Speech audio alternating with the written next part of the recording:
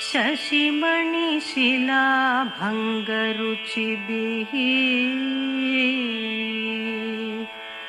वशिन्याद्याभिः त्वा सहजननि सञ्चिन्तयति यः सकर्ता काव्यानां भवति महता भङ्गिरुचिभिः वचोभिः वाग्देवी वदन कमलामोद मधुरैः।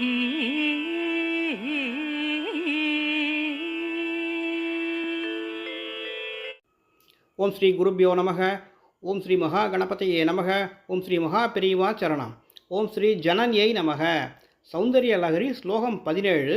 இது என்ன சொல்கிறதுன்னு கேட்டாக்க, தாயே நீ வசினி முதலிய எண்வகை சக்திகளுடன் கூடியவள். அந்த சக்தி தேவிகள் நவரசங்கள் நிரம்பிய சொல் நயத்தை அளிப்பவர்கள்.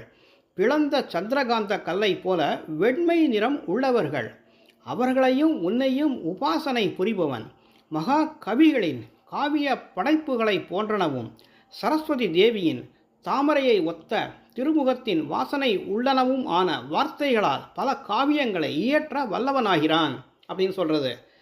இதை எப்படி ஜெபம் பண்ணணும்னு கேட்டாக்க, காலையில் கிழக்கு முகமாக அமர்ந்து 45 நாட்கள் தினந்தோறும் 1000 தடவை ஜபம் செய்தால் சகல கலைகளில் வல்லமையும் வாக்கு சாதுரியமும் சபைகளில் பெரும் மதிப்பும் ஏற்படும்.